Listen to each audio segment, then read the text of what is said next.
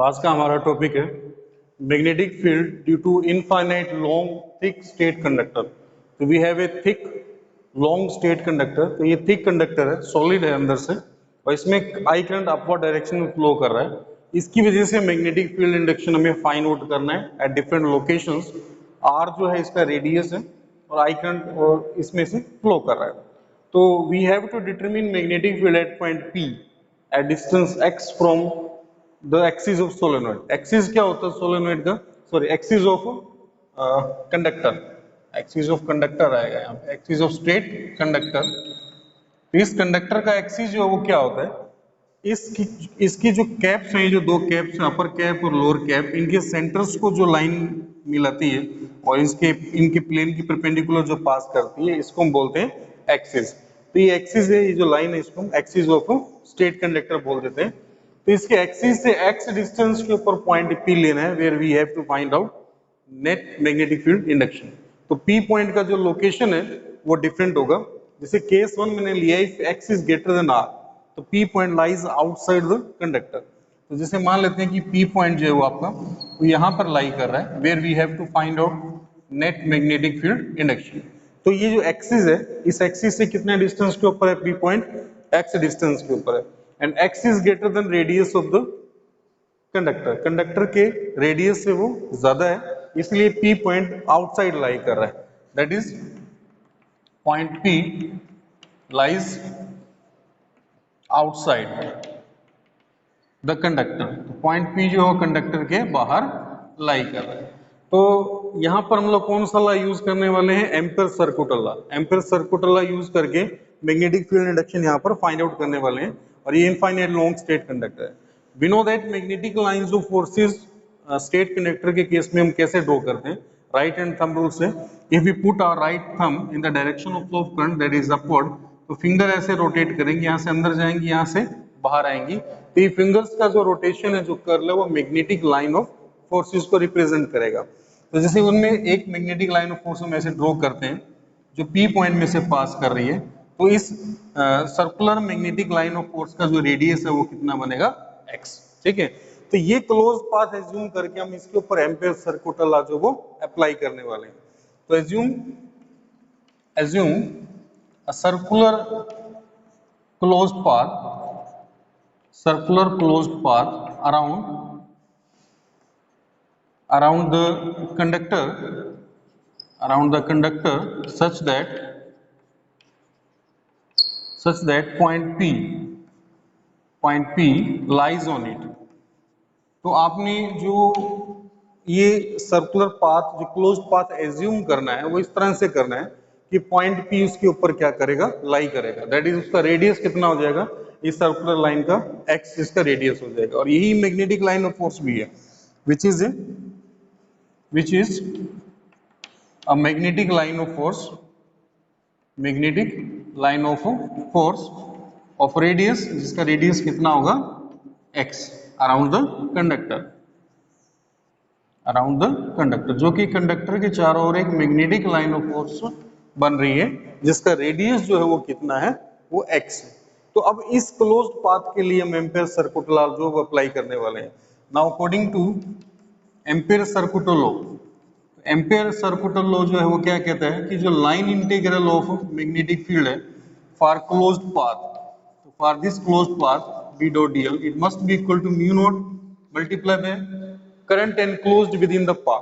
तो ये जो पाथ हमने लिया है सर्कुलर पाथ, ये होल कंडक्टर इसी में से पास हो रहा है, और कंडक्टर के अंदर जितना टोटल करंट फ्लो करेगा वही करंट आपका इस पाथ के अंदर करंट एनक्लोज्ड है। तो आई करंट इसमें लिख देते हैं, जो करंट स्टेट कंडक्टर में फ्लो कर रहा है, तो यहाँ पर आई हो जाएगा। अब बी और डीएल में कितना एंगल वो देखते हैं।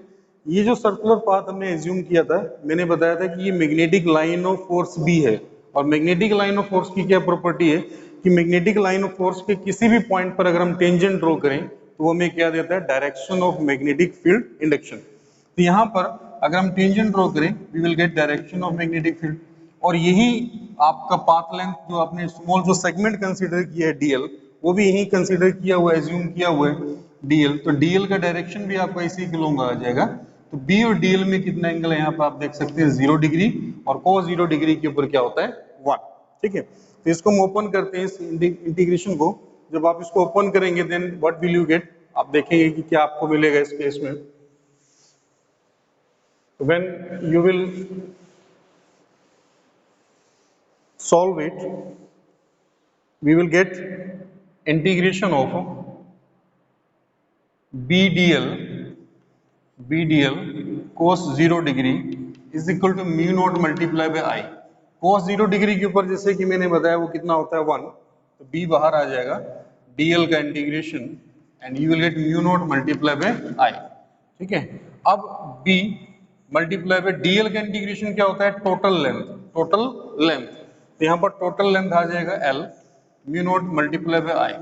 अब ये टोटल लेंथ कौन सा है, किसका लेंथ है ये टोटल लेंथ जिसके लिए, जिस पाथ के लिए हम एम्पियर सर्कुलर लॉ अप्लाई कर रहे हैं उसका लेंथ है। तो यानी कि ये जो सर्कुलर लाइन थी, हमने ये जो पूरा पाथ लिया था इसका लेंथ है, तो इसका रेडियस कितना है, इसका रेडियस x है, तो इसका सरकमफ्रेंस कितना हो जाएगा 2πx, तो सरकमफ्रेंस इसकी टोटल लेंथ के इक्वल होगा, तो L को हम पुट कर देंगे 2πx, you will get mu naught multiply by I. यहाँ से आप B magnetic field induction find out कर सकते हो, which will be mu naught divided by 2πx। तो ये रिलेशन आ गया magnetic field induction at point P if P point lies outside the conductor. अगर पॉइंट P कंडक्टर के outside lie करता है तो ये मैग्नेटिक फील्ड के लिए रिलेशन है, that is more will be x less will be magnetic field induction. और सेम रिलेशन हमने बायोट-सेवर्ट्स लॉ से भी ड्रॉ किया था इनफाइनाइट कंडक्टर के केस में, लेकिन वहां पर हमने ये जो डिस्टेंस है इसको x की जगह पर a लिखा था, इसलिए हमारे पास रिलेशन आया था mu not i divide by 2πa, और यहाँ पर हमने क्या लिख दिया उसको x, तो उससे कंफ्यूज होने की जरूरत नहीं है। तो ये मैग्नेटिक फील्ड इंडक्शन है outside the state conductor, is that clear और नॉट। अब केस 2, सेकंड केस हम लोग लेते हैं, केस 2, तो फर्स्ट केस हमारा ये था when x is greater than r। Now case 2 when x is equal to r, अगर x r के इक्वल है, x r के इक्वल कब होगा, अगर P पॉइंट को मूव करें और यहाँ पे ले आए कंडक्टर के सरफेस के ऊपर ले आए, that is point P lies at surface, point P lies at surface of a conductor। अगर point P surface of conductor के इक्वल है तो x r के इक्वल होगा, तो ये आप इस रिलेशन के अंदर पुट कर देंगे तो सरफेस के ऊपर मैग्नेटिक फील्ड जो है वो कितना आ जाएगा, वो आप देख सकते हैं mu naught I divide by 2πr। तो ये सरफेस के ऊपर मैग्नेटिक फील्ड होता है, तो this is magnetic field induction at the surface of state conductor. और x क्योंकि कम हो गया है, r के इक्वल आ गया है, तो यानी कि मैग्नेटिक फील्ड इंडक्शन बढ़ गया है, तो मैक्सिमम जो मैग्नेटिक फील्ड इंडक्शन है वो सरफेस के ऊपर ये होता है mu not I divide by 2πr। ये दो केस हो गए। अब थर्ड केस भी पॉसिबल है, इफ अगर हम P पॉइंट को मूव करते करते सरफेस पे ले आए थे, अब सरफेस से भी अंदर आ जाएंगे, एक्सिस की तरफ मूव करेंगे, तो in that case magnetic field induction जो वो क्या होगा, तो केस थर्ड जो है वो चेंज हो जाएगा।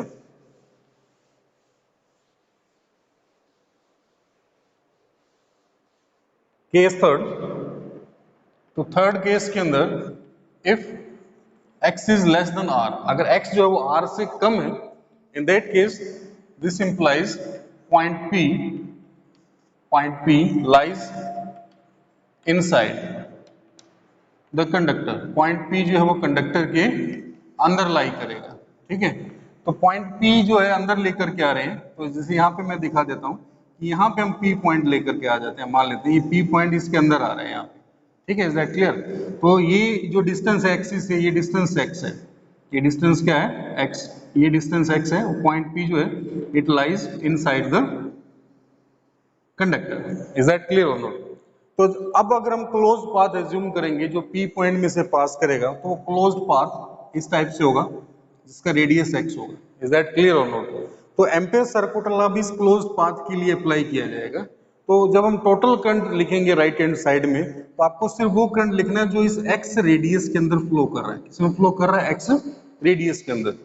तो according two ampere circular law, यहाँ पे फिर से एम्पियर सर्कुलर लॉ जब हम अप्लाई करते हैं, तो जो line integral of magnetic field है B डॉट dl के लिए, वो किसके इक्वल आता है, mu naught multiply by total current. अब ये टोटल करंट कौन सा करंट होगा, इट इज, इसको हम I डैश लिख लेते हैं, I dash.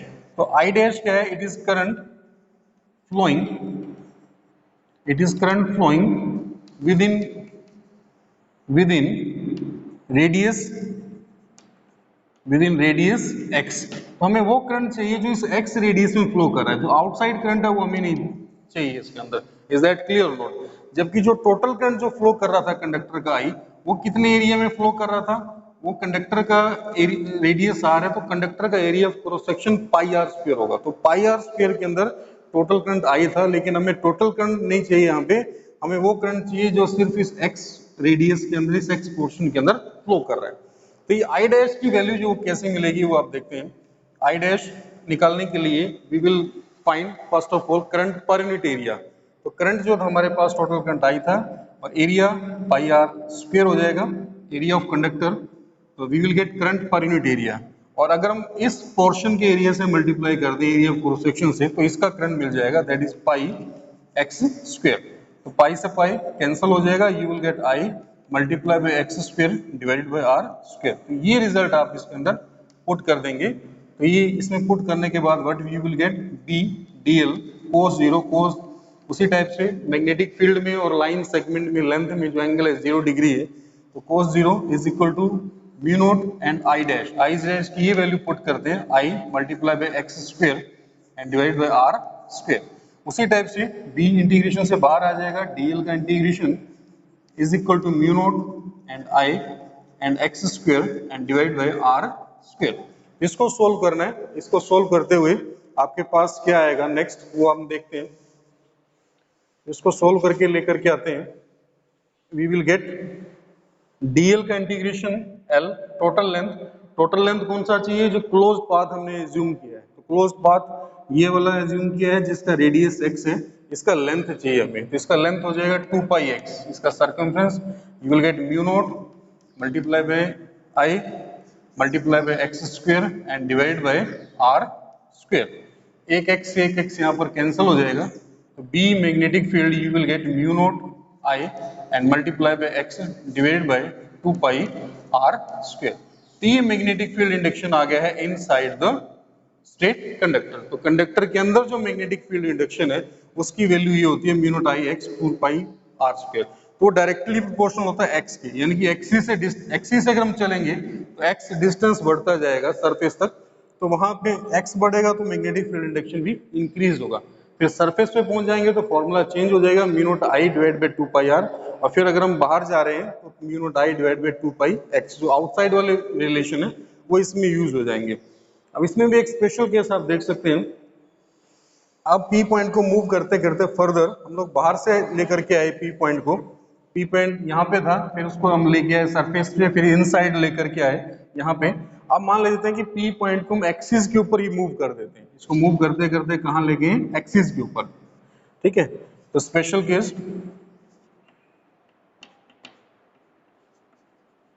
If point P lies at axis, point P axis के ऊपर लाई कर रहा है, एक्सिस पे मूव कर दिया आपने यानी कि पॉइंट P को। इट मींस अगर आप इसको P को लेकर के आओगे अंदर x कम होता जाएगा, और जब एक्सिस पे ले जाओगे तो x रिड्यूस होकर के क्या हो जाएगा? 0। यानी कि आपको पुट करना है x को, क्या पुट करना है? 0। x को इसमें 0 पुट कर दीजिए, x 0 हो जाएगा। तो मैग्नेटिक फील्ड इंडक्शन एक्सिस के ऊपर स्टेट कंडक्टर के कितना होता है? 0। तो मैग्नेटिक फील्ड इंडक्शन इस लाइन के ऊपर, इस एक्सिस के ऊपर due to a thick straight conductor वो क्या रहता है? 0 रहता है। इसको आपने याद रखना है। और इनसाइड ये रहता है, जब हम एक्सिस से बाहर की तरफ मूव करेंगे, एक्सिस से बाहर की तरफ, तो x इंक्रीज करेगा, x इंक्रीज करेगा तो ये भी इंक्रीज करेगा। अभी इनसाइड ही है, सरफेस तक इनसाइड रहेंगे, सरफेस पे पहुंचते ही फॉर्मूला चेंज हो जाएगा। तो अगर हम ग्राफ प्लॉट करें, if you plot a graph between magnetic field induction and distance from the axis, तो ग्राफ जो है किस टाइप से आएगा वो आप देख सकते हैं। Graph between magnetic field induction and distance from axis of conductor, conductor के एक्सिस से डिस्टेंस ले रहे हैं, एक्स डिस्टेंस। तो ग्राफ जो है किस टाइप से आएगा वो देख सकते हैं। इधर मैग्नेटिक फील्ड इंडक्शन, यहाँ पर एक्स डिस्टेंस हम ले रहे हैं, तो एक्स यहाँ पर 0 होगा, यानी कि हम कहाँ से शुरुआत कर रहे हैं? एक्सिस से। एक्सिस के ऊपर एक्स जो होता है वो 0 होता है। फिर यहाँ पर X is equal to R, that is radius के इक्वल हो जाएगा। हम कहाँ पहुंच जाएंगे, सरफेस के ऊपर पहुंच जाएंगे। उसके बाद नेक्स्ट पोर्शन होगा X is greater than R. तो ये तीन पोर्शन हो गए, ये इनसाइड वाला पोर्शन है, ये आउटसाइड वाला portion, outside the state conductor. तो इनसाइड वाला फॉर्मूला लगेगा यहाँ पे, और आपको बताया था कि x के डायरेक्टली प्रोपोर्शनल होता है, तो इस टाइप से रिलेशन आपके पास आएगा यहाँ पे इनसाइड वाला फॉर्मूला लग रहा है, वो क्या था, mu naught I and multiply by x divide by 2 pi R square, तो ये फॉर्मूला लग रहा है। और फिर आउटसाइड वाला फॉर्मूला लगेगा तो मैग्नेटिक फील्ड ऐसे डिक्रीज करेगा। यहाँ पर फॉर्मूला आउटसाइड वाला था, वो क्या था, mu naught I divide by 2 pi x. तो x इंक्रीज करेगा तो मैग्नेटिक फील्ड डिक्रीज करेगा, और यहाँ पर x इंक्रीज करेगा तो मैग्नेटिक फील्ड क्या करेगा, इंक्रीज। और एक्सिस के ऊपर मैग्नेटिक फील्ड क्या होता है, जीरो होता है। और ये सरफेस है, सरफेस के ऊपर मैग्नेटिक फील्ड मैक्सिमम होता है। यहाँ पर कितना मैग्नेटिक फील्ड होगा सरफेस के ऊपर, mu naught I divide by 2 pi R. तो सरफेस के ऊपर मैग्नेटिक फील्ड क्या होता है, मैक्सिमम।